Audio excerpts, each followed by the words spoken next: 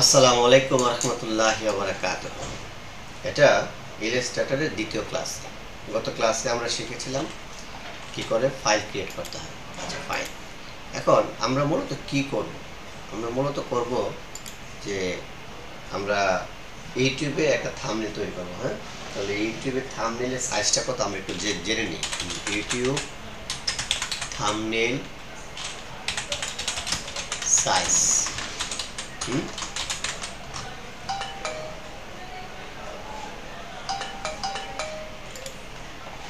আচ্ছা, সাইজ হচ্ছে কি 1280 বাই 720।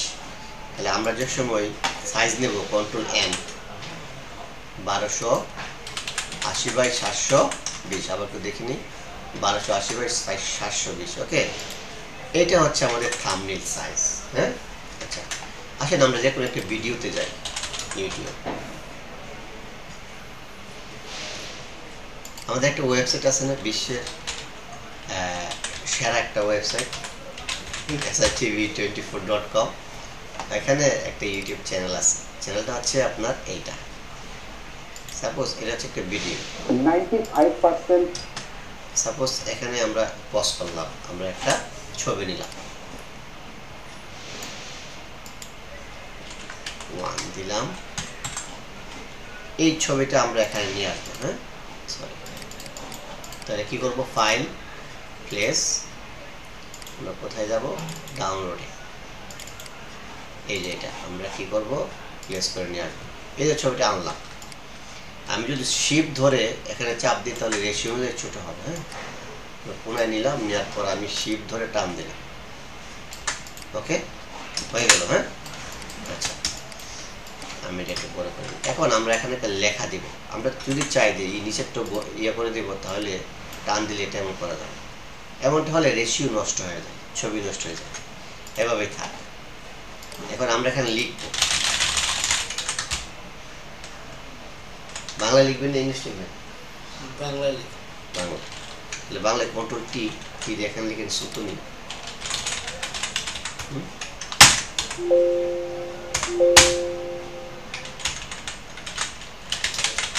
ইংলিশ লেখা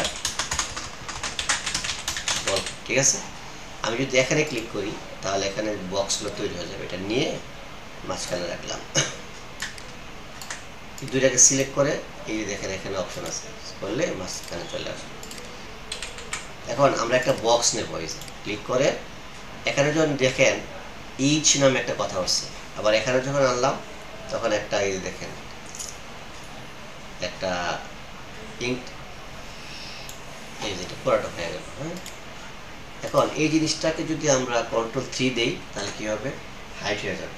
তাহলে এটাতে ক্লিক করবেন, করে ব্রিং টু দ্য ফন্ট, সামনে চলে আসবে। এবার কন্ট্রোল অল্টার 3, তাহলে এটা চলে আসবে এরকম ভাবে। তাহলে আমি যদি কালার চেঞ্জ করে দিই, বাস এই যে থাম্বনেল হয়ে গেল। হ্যাঁ, এখন আপনি যদি এটাকে আরো চান, অল্টার ধরে নিলে এটা ইয়ে হয়ে যাবে, কপি হয়ে যাবে। তাহলে এখানে আপনি অন্য লেখা দিতে পারেন, অন্য কালার দিতে পারেন। এটা টোটালি আপনি। তাহলে আজকে আমরা শিখলাম কি, যে আমরা সাইজটা নেব, নেওয়ার পর ছবিটা নিয়ে আসবো, তারপর এই লেখাগুলো কীভাবে লিখে আমরা লিখব। এখন এই ছবিটা আপনি, এই লেখাটা আপনি আরও ডিজাইন করতে চান কীভাবে? কন্ট্রোল সি দিলাম, কপি হলো। কন্ট্রোল বি দিলাম, পেস্ট হয়ে গেল ঠিক এটার নিচেই। তাহলে আমি যদি একটু অন্য কালার দিই তাহলে এটা অন্য কালার হয়ে গেল। আমি একদম down right, down right, down right, down right দিলে এখানটা হয়ে গেছে, অন্যরকম একটা কালার হয়ে গেছে। ঠিক আছে, আপনি এটা ভাবে রাখতে পারেন। এখানে ক্লিক করে আপনি এটা দিলে হাতের মতো হতে হবে, অথবা আপনি যখন এটা সিলেক্ট করে রাখবেন তখন স্পেস চাপ দিবেন, দেওয়ার পর দেখেন হাত হয়ে যাবে। এখন হাত হচ্ছে না কেন? এই যে এখানে সুতুনি লেখা, এখানে টাইমস নির্মাণ করে ফেলতে হবে। করলে এই যখন স্পেস বার চাপ দিলাম যে হাত হয়ে গেল, এখানে চাপ দিয়ে স্পেস বার চাপ দিলে হাত হয়ে গেল। এখন পুরোটা সিলেক্ট করবেন, করে কন্ট্রোল শিফট 0। তো আমি করি কি, এইটা পুরোটা করার আগে পুরোটা সিলেক্ট করে অল্টার ধরে আমি পাশে রেখে দিই, যদি কোনো ভুল হয়। এটা কপি সিলেক্ট করলাম, কন্ট্রোল শিফট করার পর এই যে ফাইল ফলোয়ার, এই যে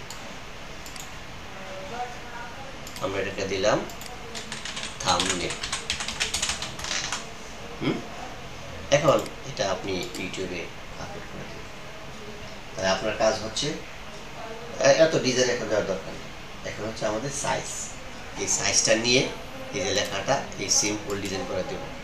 আগামী ক্লাসে দেখাবো এই লেখার উপর, টেক্সটের উপর কি করে ইফেক্ট তৈরি করতে হবে। আজকে এই পর্যন্তই, ভালো থাকবেন, দেখা হচ্ছে আগামী ক্লাসে। বেস্ট অফ লাক, আসসালামু আলাইকুম।